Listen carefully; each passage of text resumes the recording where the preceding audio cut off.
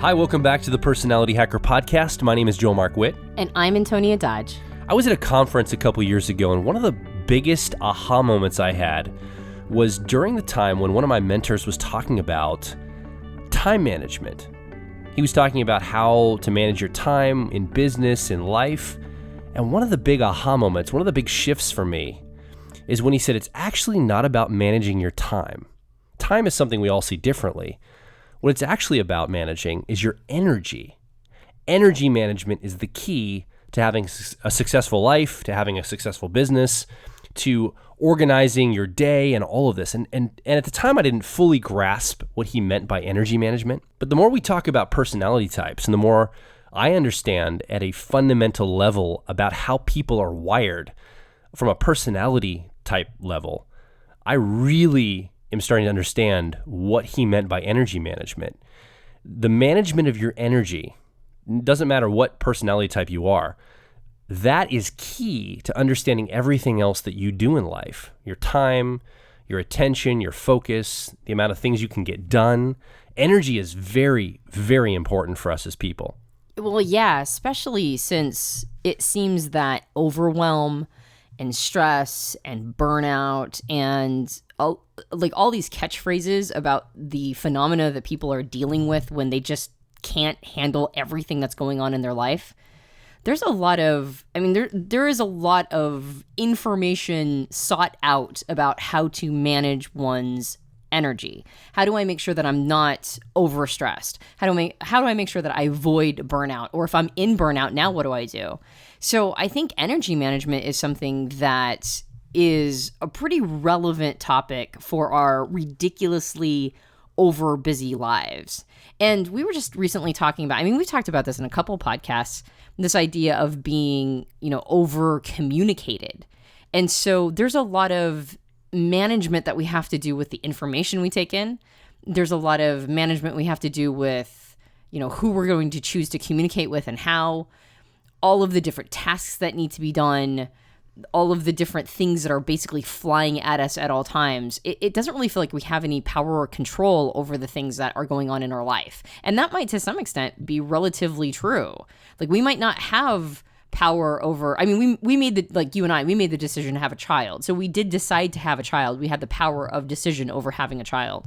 But once we made the decision to have a child, I don't really get to decide whether or not I want to get up and give her breakfast in the morning. Or if she gets sick. Yeah, that's a decision that I made when I chose to have a child. And now at this point, I don't have a lot of power over whether or not I'm going to use my time to say, nurse her when she's sick or just ignore her.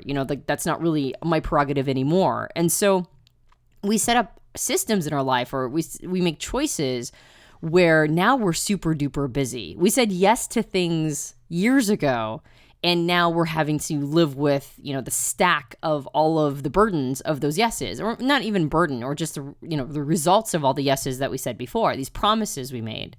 So then our lives get super busy, and some of them are just basic things like making a living and making sure that we have food in our bellies and a roof over our head. And then we say yes to other things like having children. We might say yes to wanting to build a career, and so we put a lot of time and attention in a career. And we might say yes to things like personal development, which is something that not everybody says yes to, and adds a whole other layer of energy, required in order to really focus on it. So this idea of energy management, I think, it's pretty huge. Like you said, it's the foundation for everything. Everything we do is basically energy transfer.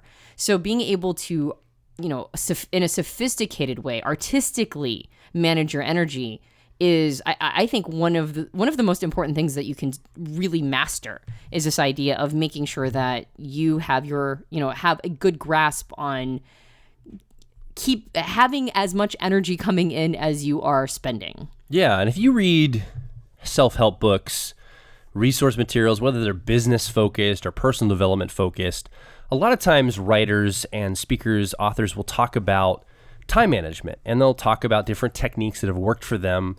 Some talk about keeping a master to-do list and, working down through the to-do list. Others talk about, figuring out how things come into your life and kind of working with the flow. Others might talk about, having people keep you accountable. Others might talk about organizing and filing and the way you actually proceed with, your time management, your tasks and all this. What I think we've discovered here at Personality Hacker is it's not a one-size-fits-all. For time management, for energy management, it really depends on you as a unique individual. It really depends on your personality type. That's one of the things that lights us up here, is we love to help craft personal development plans for you as an individual based on your personality, not on the one-size-fits-all model. For example, I read a great book called Getting Things Done, and I believe it's written for a very specific type of personalities. Like, it's written for several different personalities that really resonate with some of the ideas they have in there. And I was like, some of this works for me, but it doesn't feel fully empowered for me. I don't feel like I resonate with all of it. I feel like this is really appealing to a specific type of person and how they get things done. What works for me? And so I've been on a journey in finding resources and materials that work better for me and my personality. So I think this is really important as you're working through your personal development journey, as you're working through maybe books or, courses, resources, whatever they are. Understand that some things that work for one person may not work for you. And is there an overarching principle? Is there something we can look at that can contextualize advice on energy management and time management for you as an individual? We believe there is. Yeah. There's going to be some basic concepts that will run through all advice around energy management. There's going to be things like make sure that you're eating nutritious foods. Make sure that the energy that you're taking in is high quality and nutritious, and that you're not, just eating junk. And make sure that you're getting good sleep and making sure that you're honoring your body's sleep cycles. Make sure that you're getting enough rest, make sure that you get enough R&R. Like, there's just basic things that we need to do to manage our biological energy. But the focus that we want to, use in this particular podcast is the area, like Joel said, the area that has become really obvious to us, which is energy management based on type. And that's going to change from individual to individual, but there is an overarching principle about managing your energy regardless of what personality type you are. So what we're going to do is we're going to pull heavily on a model that we call the CAR model. And if you've listened to our long form podcast on the 16 personality types, you may remember the CAR model being our illustration of how the four Jungian cognitive functions work in each personality type. And we usually reference people to the Personality Hacker blog to go read articles on the CAR model to get an idea of how the CAR model works. But we're going to break it down just a little bit and explain how what the relevance of the four functions in personality type have, and the relevance of the CAR model. And then we're going to use the CAR model as a framework for honoring your individual mental wiring in order to ensure that you're getting enough energy, that you're not needlessly wasting energy, and some strategies to use, not necessarily talking specifically about all 16 types, but rather an overarching principle that can be applied to your type once you know your personality type and you know what your cognitive function stack is. Yeah, what we're talking about here is a meta model where you can fit your individual personality type into. In other words, we're going to talk about the CAR model as it applies to all 16 of the Myers-Briggs personality types. We're going to talk about it positionally. We're going to talk about what each of the positional areas of the model look like, and then you can apply that individually to your type specifically. Right. So this sits on the legs, or stands on the legs, of what are called the four cognitive functions that Carl Jung, well, actually there's 8 in total, but each personality type in the Myers-Briggs system has 4 of them that are particularly influential to their personality type. And these cognitive functions make up the backbone of the Myers-Briggs system. Each cognitive function is a style of wiring. 4 of them are technically called perceiving processes, and we loosely say that they are how we learn information. It's more, not even so much how we learn information, it's more what's interesting for us to look at. what are the kinds of things that we are naturally wired to observe and process what we're observing. And then 4 of them, of these cognitive functions, are technically called judging functions, or what we call decision-making processes. So they're effectively our natural vetting process for determining the value of something. And so all 8 of them make up the different 16 personality types. So 4 of these mental processes or cognitive functions are going to be particularly influential to you as an individual. 2 of them are going to be some of your biggest strengths, and 2 of them are going to be your biggest weaknesses. And the reason why you have 2 weaknesses that accompany your strengths is that each cognitive function has a mirror opposite of it. And so based on the principles of the cost of specialization, if you are wired to be looking at something in particular or to be using certain criteria to make decisions, its exact opposite is by definition getting ignored because you're wired to look at something else other than what it wants to look at.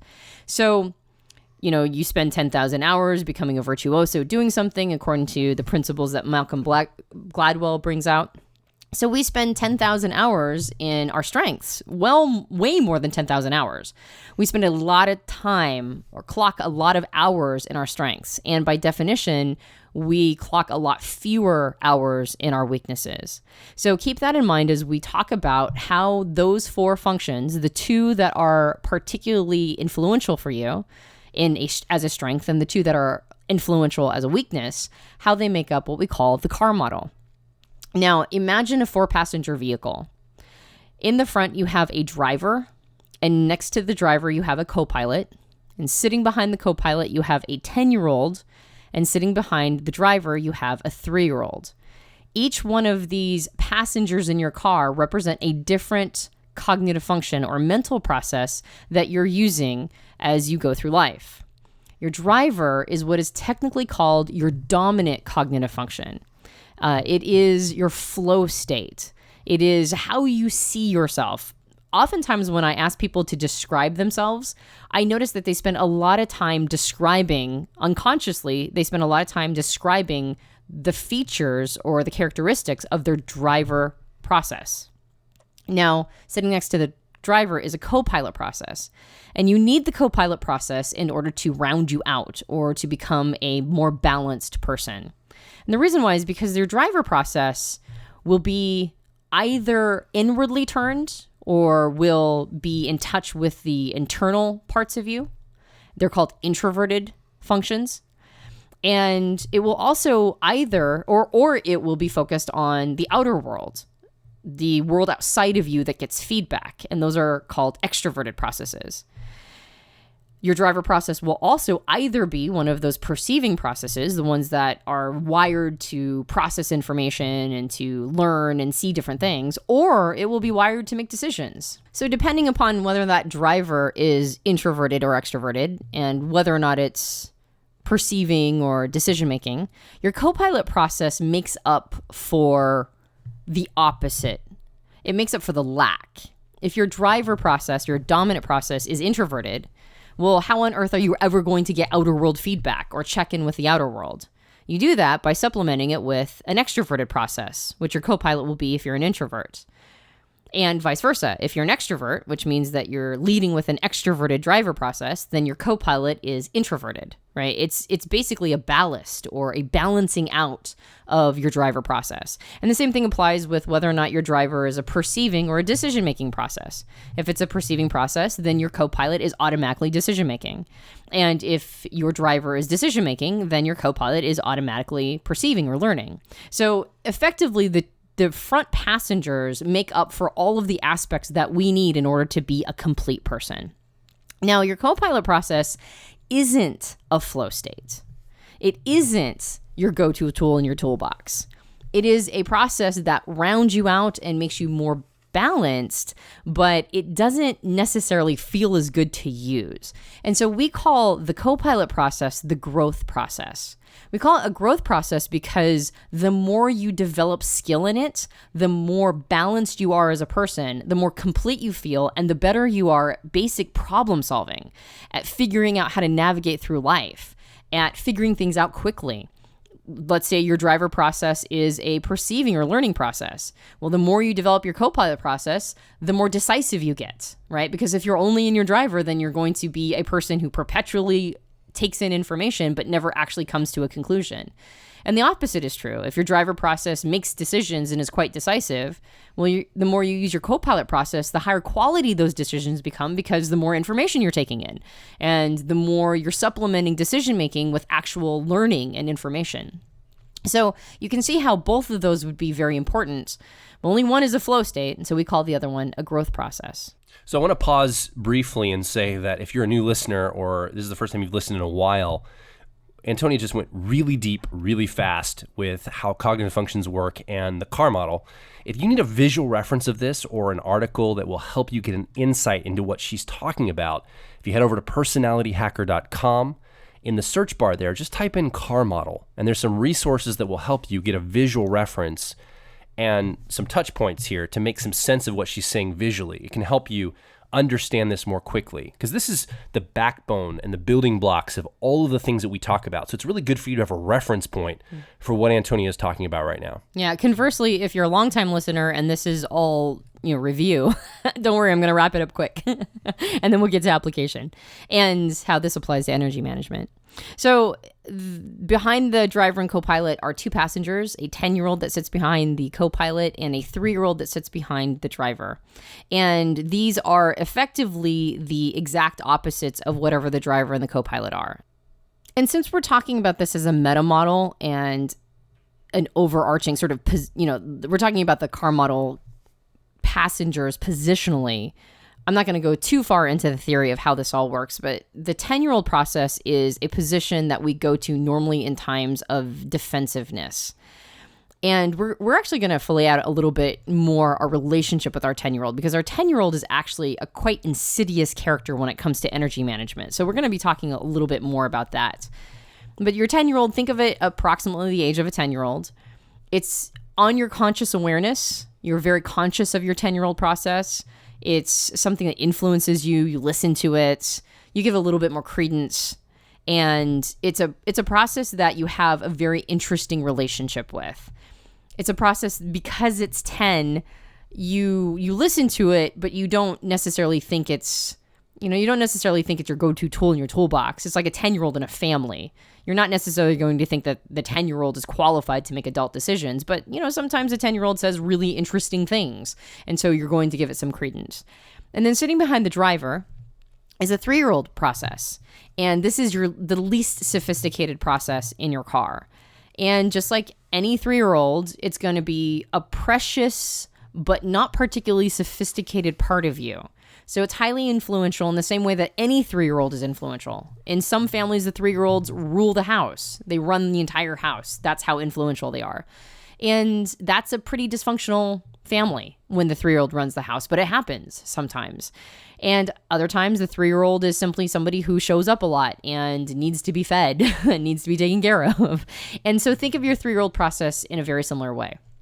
But now that we've looked at the CAR model and all 4 of these different positions, we're going to talk about how each person, like the relationship each personality type has with all of these different positions and how they show up specifically in energy management. We talked about the dominant cognitive function, or your driver process, being your flow state.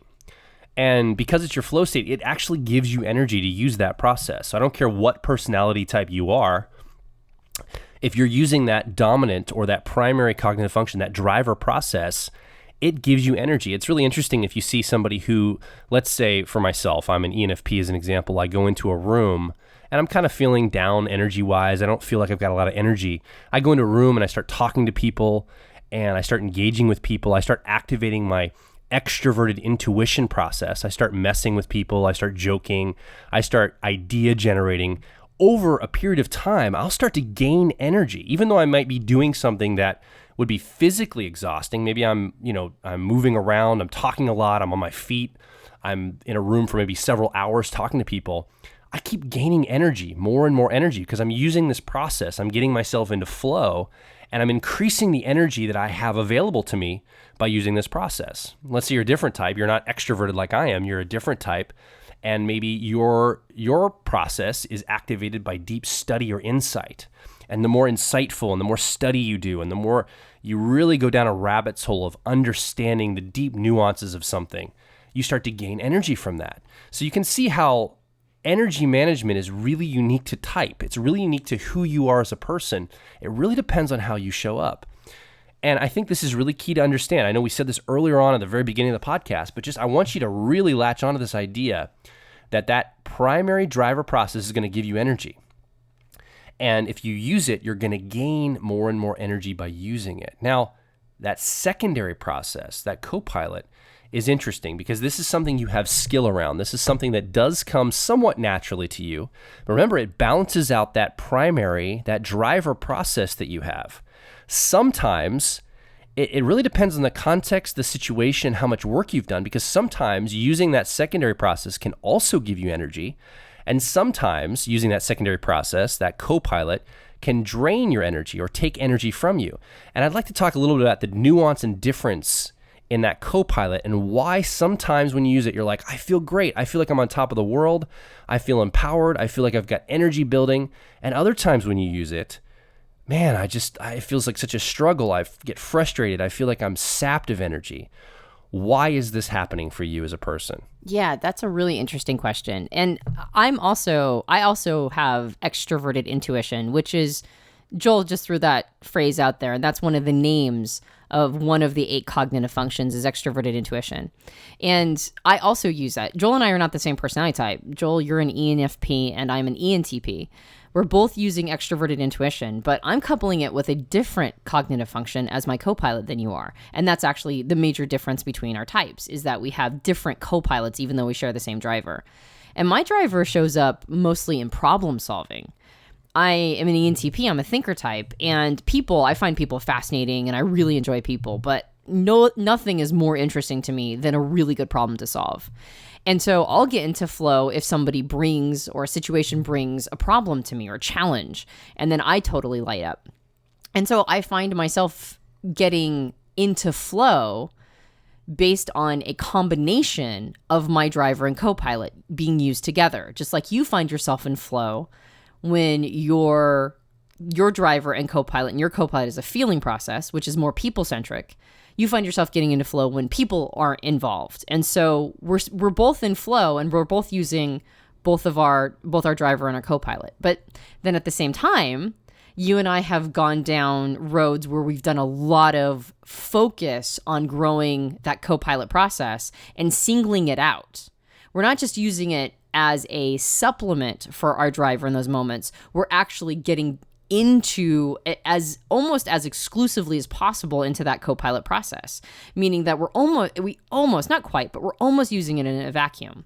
And we're doing that to build the muscle. It's like the difference between going for a run where you're using all of your muscles and really focusing on a single muscle in your leg.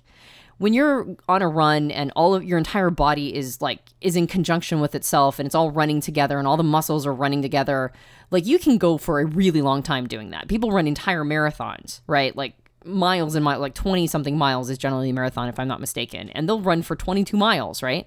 And they'll be tired at the end of it, but they won't be, necessarily massively fatigued. Whereas you start doing reps when you single out a muscle in your leg, and you can do like 12 reps at a high intensity, weight, and then you're super fatigued. And so you can maybe do like 60 seconds worth of reps and be massively fatigued versus, how many hours of running in a marathon. So I find that we get fatigued when we're using our copilot process, when we're singling it out, when we're focused directly on growing it. Now, just like when you are, doing resistance training and you're focused on a single muscle, and you're pushing it and you're doing these reps, you're going to be able to do more reps, or not necessarily more reps, but you're going to be able to do higher weight next time. So you actually are building muscle. You actually are doing better. You're performing better, and you actually are able to expend less energy for more burden or more weight later. And so it actually is giving you the ability to manage energy better. But in the moment, it feels exhausting. In the moment, you're like, oh, I don't know if I can do a third rep of this, right? I'm like, done, right? So that's what it's like when you're building your Copilot process. If you're using your Copilot to supplement your flow state, your driver process, that's going to feel really good. And you're going to be like, yes, this is awesome. I love doing this. But if you are using it as a personal development project and you're in a context in your life that is forcing you to just use that Copilot, it can feel like those reps. It can feel like you do not have that much space to really focus on building it. Or if you do, it's going to be short bursts. And I've noticed this. I've noticed that when I really have gotten into for me as an ENTP, my Copilot process is technically called introverted thinking. And I've noticed that when I went down the road of building introverted thinking, I didn't have quite the concentration on it that I did on problem solving. Like I studied things like formal logic and I studied some higher math.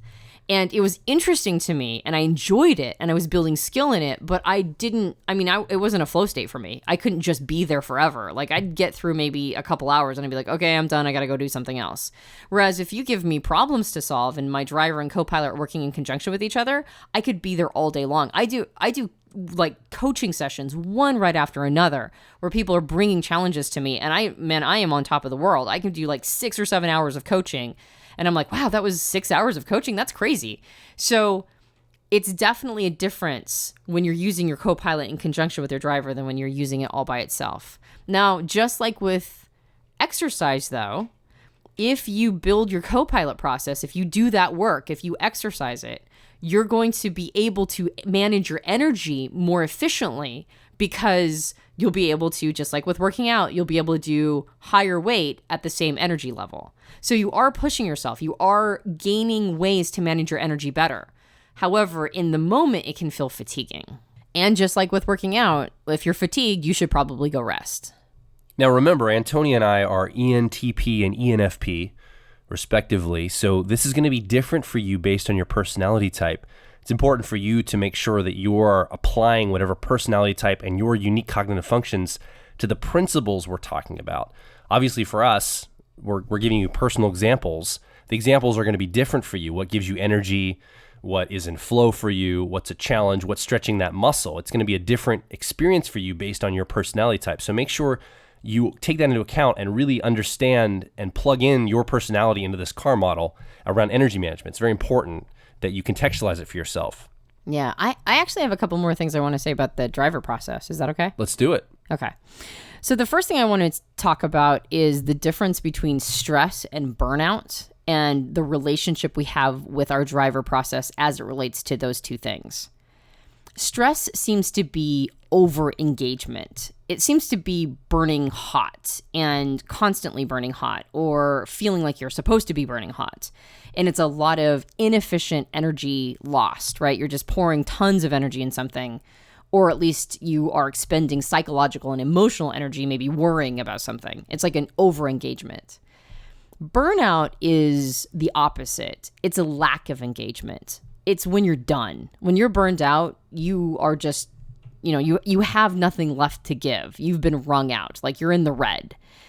And I've noticed that those two things, as they relate to the driver, stress seems to come when your driver process is trying to solve a problem and it's not the right tool for the job yet, or it's just not working. Like you keep trying to use your go-to tool in your toolbox, that driver process, and it's just not panning out.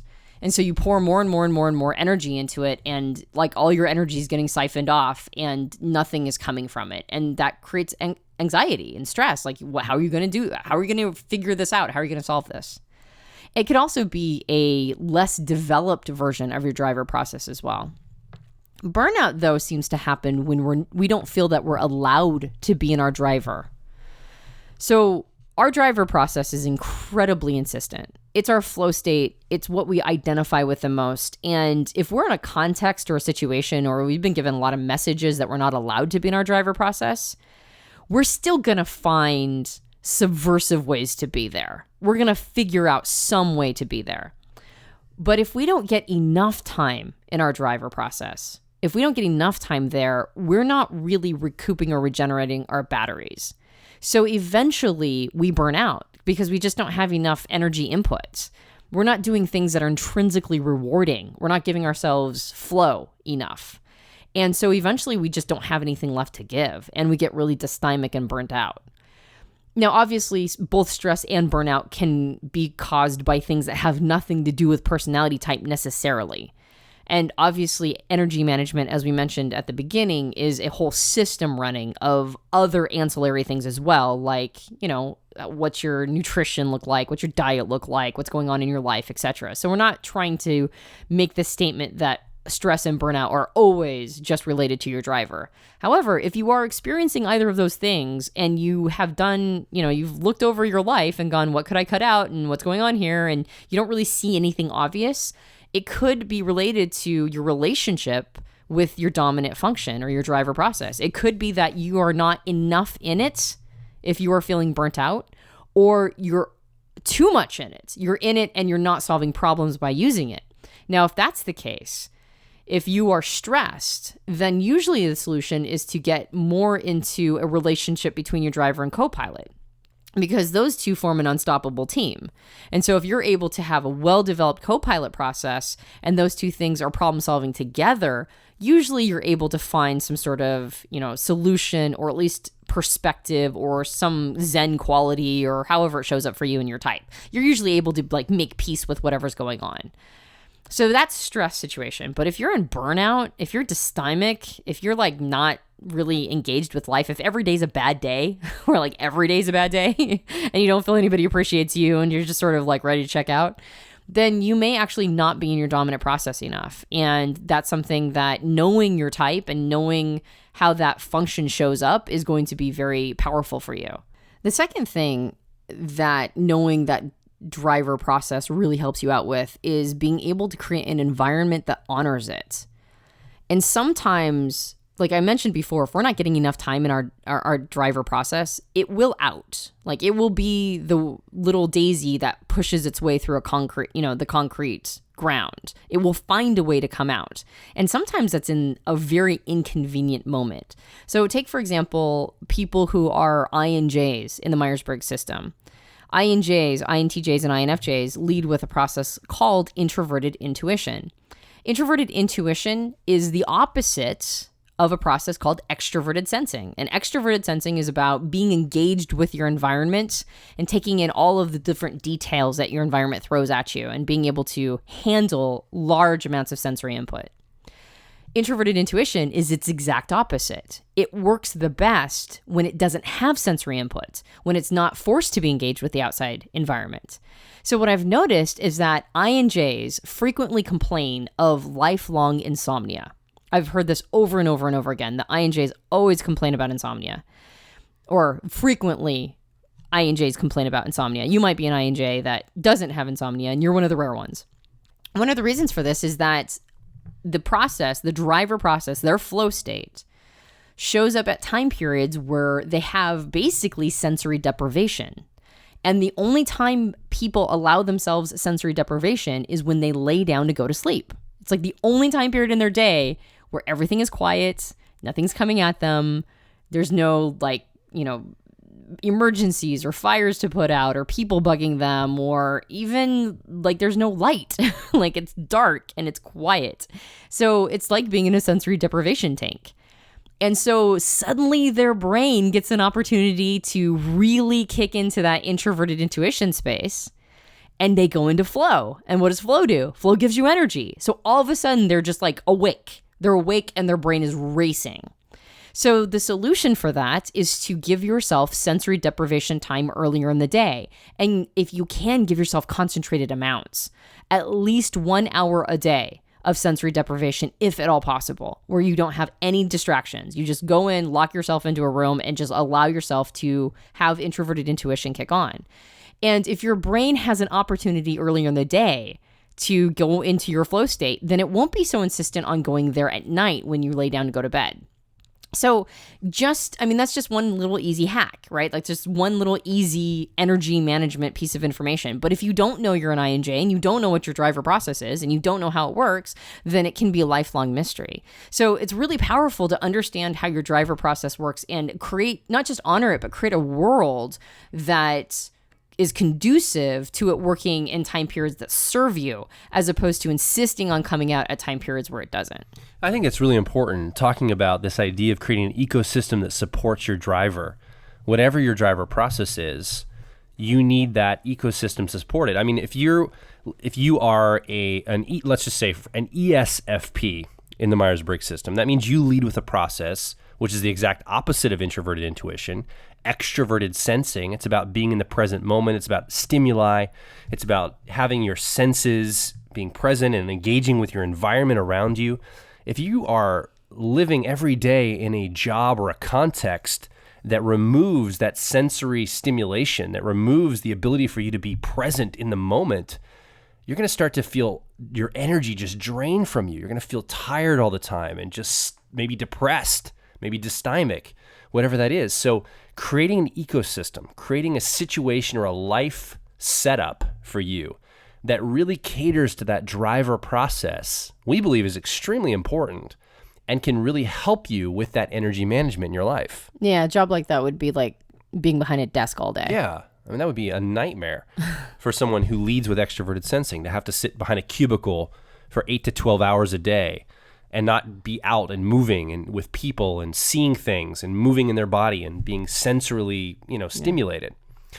So we're talking about your driver process giving you energy if it's allowed to. And what Antonia just hit on here is you need to set up your life and the ecosystem of your life to allow as much time for that driver to express itself as possible. That alone will help you with your energy management, is giving yourself the ability for that driver process to express itself. And then she talked about, the superpower of joining that primary or driver process with the co-pilot or auxiliary process, the other cognitive function that really helps round out your personality, helps round out your energy management. At first, our advice here is to grow that co-pilot process. At first, it can feel like it's draining energy from you. Just like when you go to the gym for the first time and you isolate that muscle cluster you're trying to work on, man, your biceps are sore or your legs are sore when you're doing that one workout to isolate those muscles. But over time, they start to get stronger. And then when you go for a run or you're lifting things around your house or at work, you notice that your overall strength is increased because you've isolated that and you've worked on it.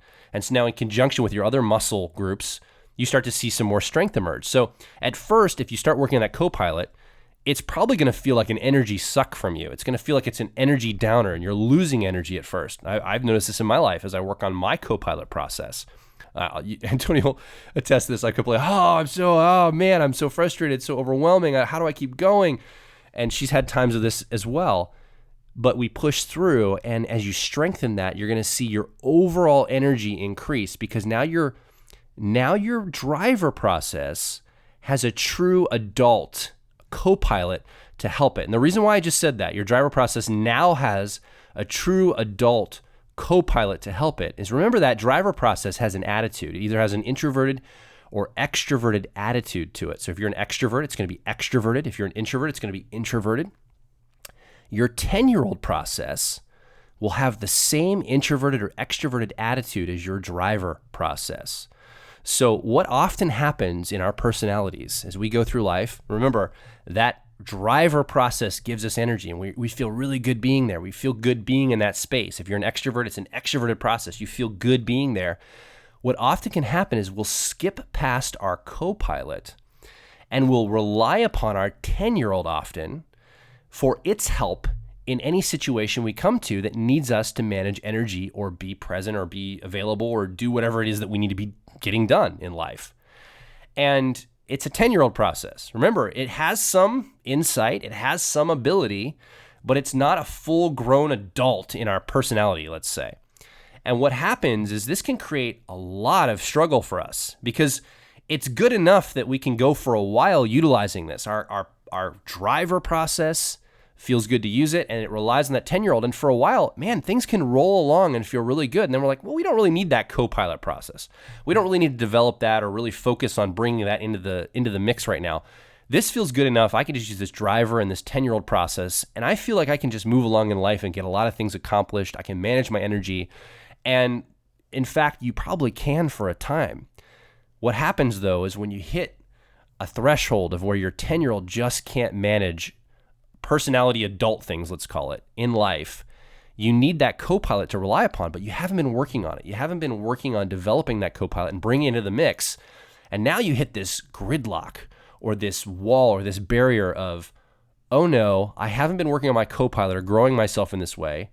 My driver process is used to functioning here, but man, my 10-year-old is getting burned out. It's starting to have some stressors on it. It's starting to act like a 10-year-old. It's starting to maybe be whiny, or it's starting to break down. It's not crossing its I's or dotting its T's, or it's not treating people respectfully, or it's not doing what I need it to do. And now I don't know what to do. I feel overwhelmed. I feel like my energy is actually at this point draining. And the things you relied upon up till now to give you energy are actually counterintuitively working against you to suck the energy from you.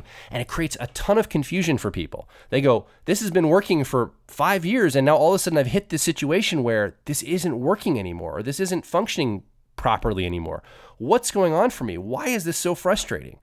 What's probably happening is your 10-year-old is overstressed and you're relying upon it more than you should without developing your Copilot.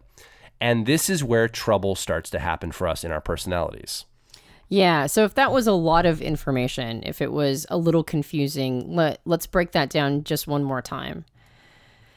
Joel just used the word attitude. Attitude is a technical word that indicates whether or not something is introverted or extroverted.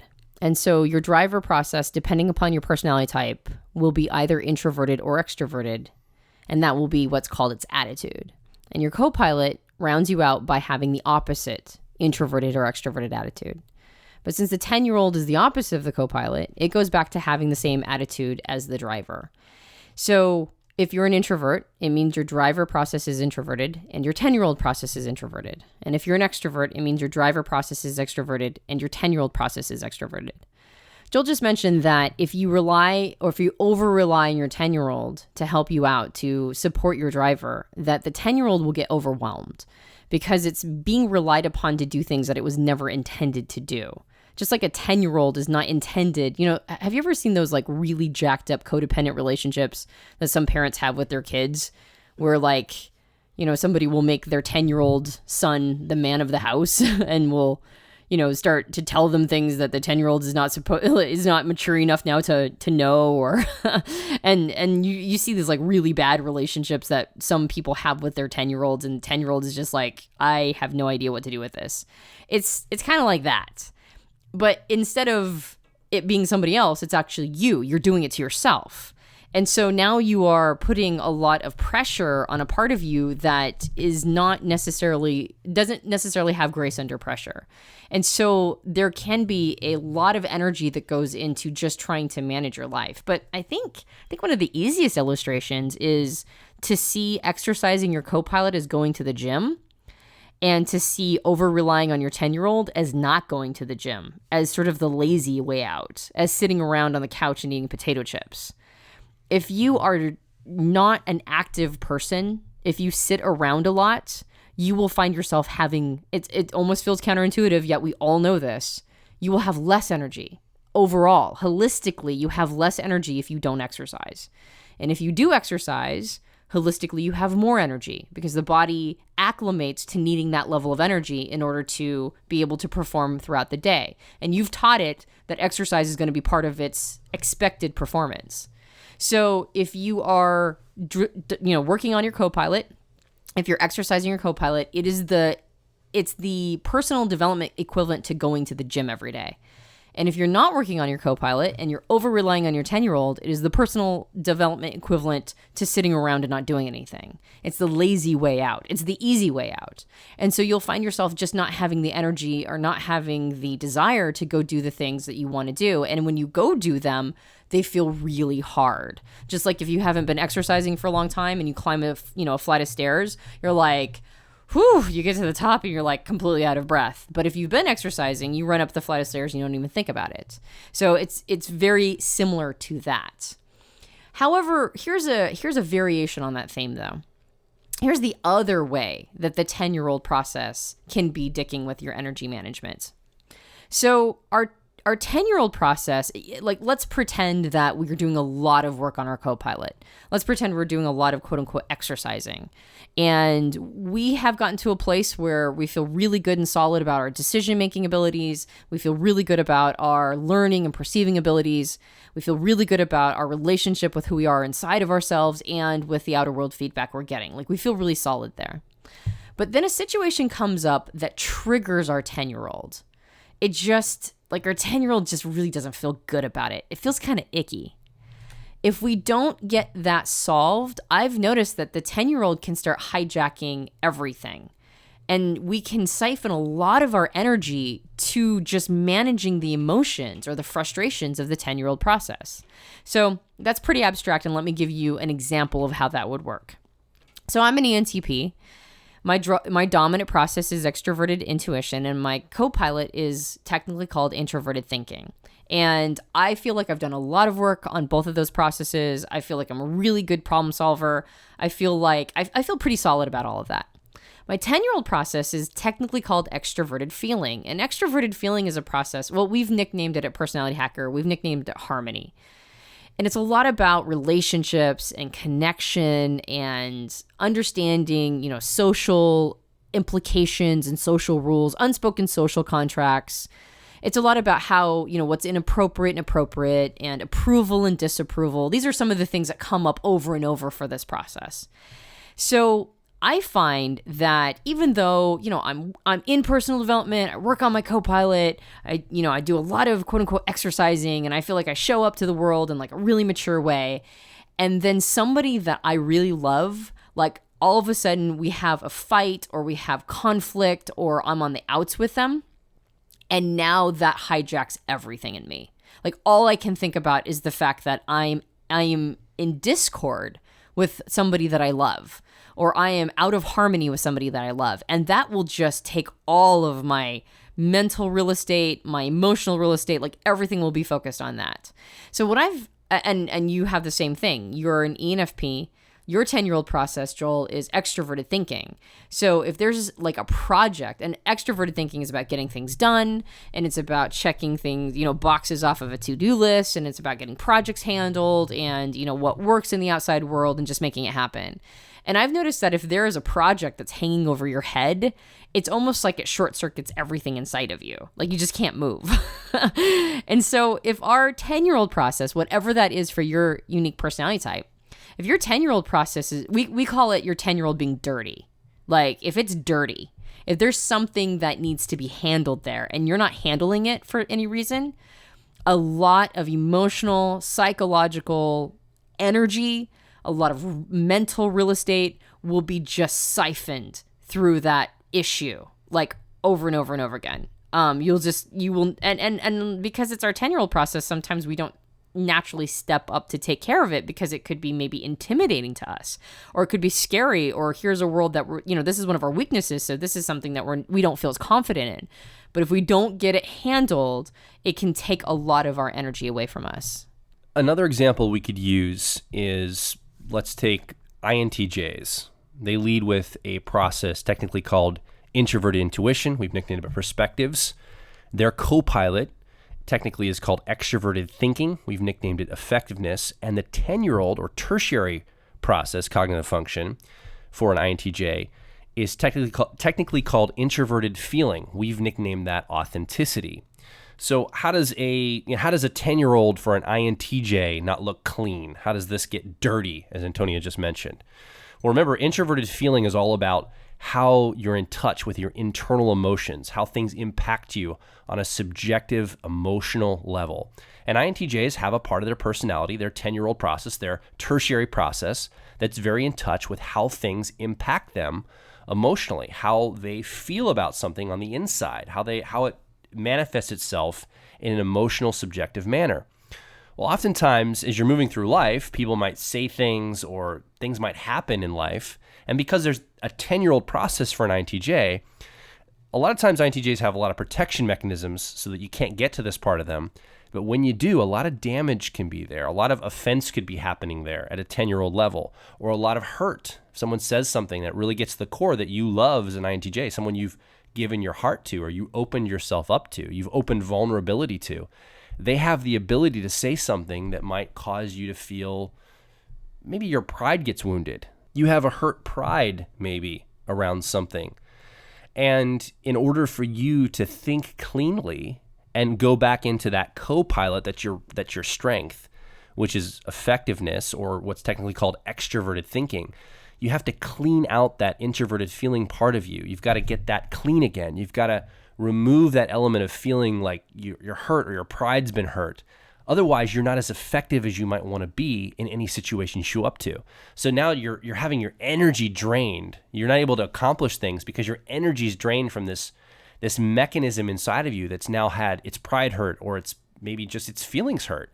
And you've got to clean that before you can move on and manage the energy properly. Yeah. I've noticed that both INJ types, this is where their perfectionism comes in, which can be massively energy draining as well. Both INFJs and INTJs, a lot of times they deal with things like perfectionism.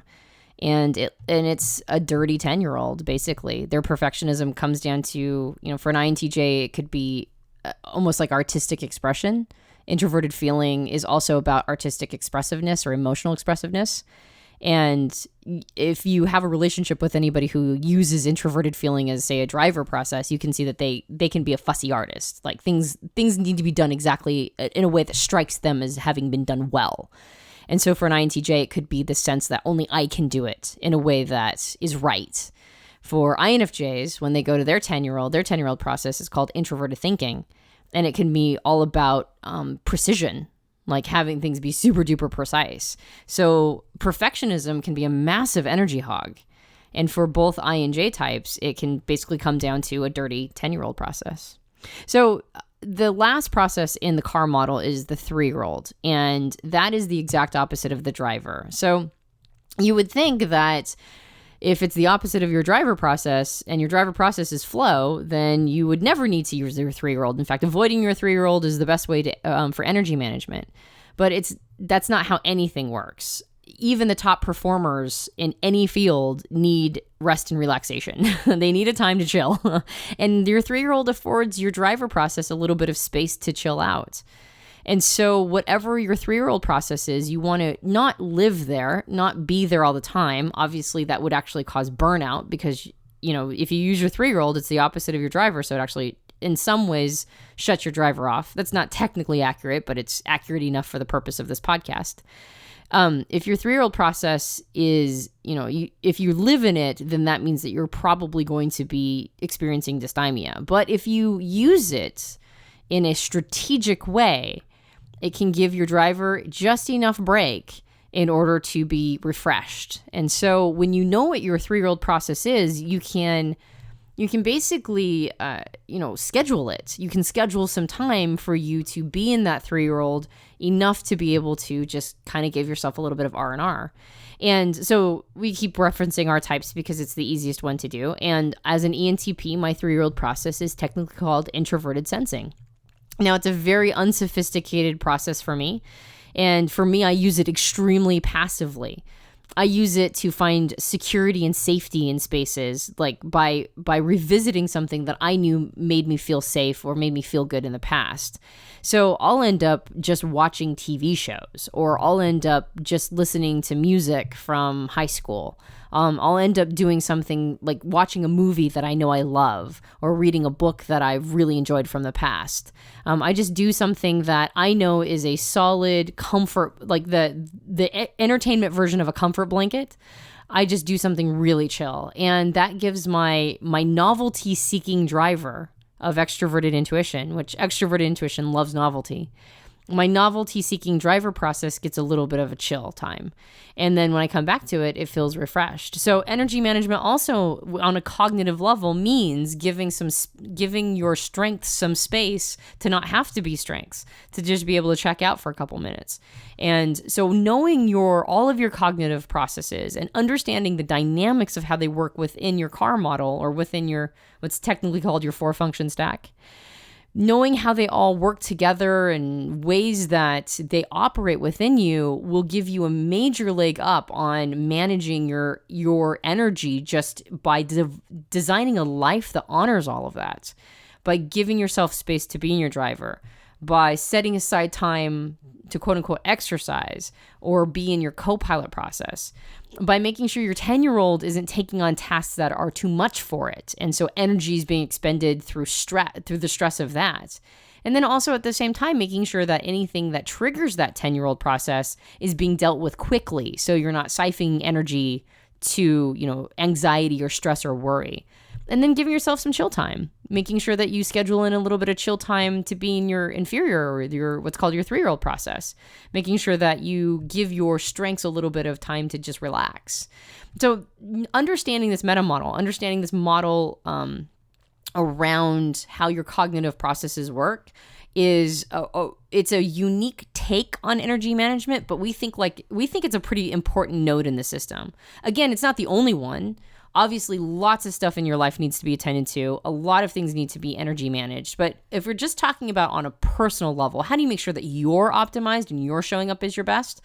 We feel like this is a really powerful tool and a really important node in the system of energy management. So we've been talking about energy management and tailoring energy management to your particular personality type. Where do you start with all this? What's the starting point for you to begin to understand your unique individual cognitive functions, your personal car model, and where all this sits for your personality? Here's a couple ideas on where I think we can direct you to start. First, you can go over to our website, personalityhacker.com. We have a test there. The intention of this test is to begin guiding you toward your personality type. If you take the test, obviously you'll get a result, which will be the first step into discovering which personality type you are. It guides you toward that.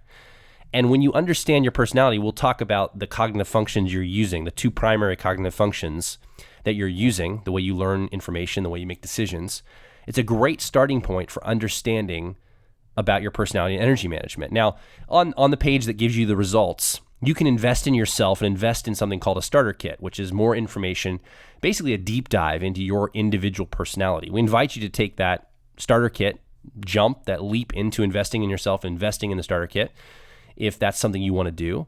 You can also do a lot of research on your own on our website and piece this together, some of these elements together on your own by looking at, once you understand the guide of the test has guided you toward a personality type, you can basically type in that search term in the search field, car model. It'll give you an article around the car model and how these functions are organized in the car model. It's a visual reference. It's an overarching, meta model that you can basically see how it plays out. And then you can type in cognitive functions in the search field, and we break down all the different cognitive functions. And we talk about how they're used, some of the things that maybe blind spots for them, whatever. And you can begin to piece together some of the cognitive functions into the car model and understand how your personality type would best use and manage your energy. So this is the starting place that I think we'd like to direct you toward. Personalityhacker.com. You basically take the test, you start getting guided toward your personality type, and then you can do some research through, we have lots of articles there talking about all sorts of different personalities. And in fact, we've got reference pages for each type that you can get a jump start to a bunch of articles and podcasts and resources based on each individual personality type. So that's a starting point that I'd encourage you to go toward. What we're just about to wrap up, but one thing that I wanted to mention before we end this podcast is we keep using the word meta model for the car model. I don't think it's a meta model. A meta model is a model that other models get plugged into. And I don't think other models can get plugged into the car model. I was thinking the model of the cognitive function stack getting plugged into the car model. Oh, yeah, but I still don't think it's like technically. I think it's at that point, it's not a meta model. At that point, it's a metaphor. I can see that. Yeah. All right. And it was like every time we used it, and I started using it too. Every time we used it, I was like, is that right? I don't think that's right.